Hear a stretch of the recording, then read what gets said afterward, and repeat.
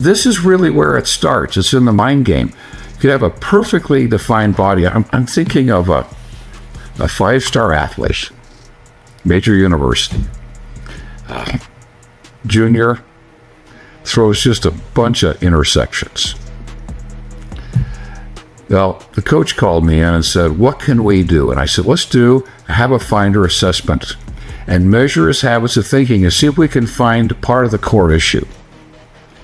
What we discovered, and it led to a lot of wonderful research on elite athletes, that elite athletes from the time they were very young, performance was their source of self-worth. When your self-worth is based on your performance and the performance doesn't go well, what happens to your own worth? So when this quarterback was throwing an interception, he would go back to the bench, and at the deepest, richest dialogue we have inside our head is with ourselves about ourselves.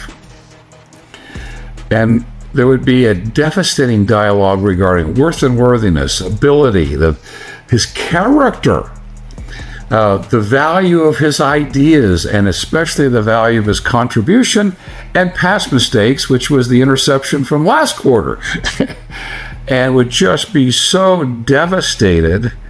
And the cortisol surges in the body, the release of cortisol, which is a stress hormone, which is released to heal wounds and speed up metabolism, the activation of the amygdala, the fight or flight center, the shutting down of this prefrontal cortex, which is one of the most energy-rich parts of the brain, empathy, practical judgment, common sense.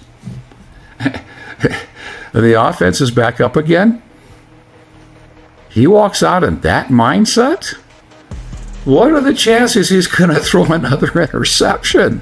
Very high. Very high.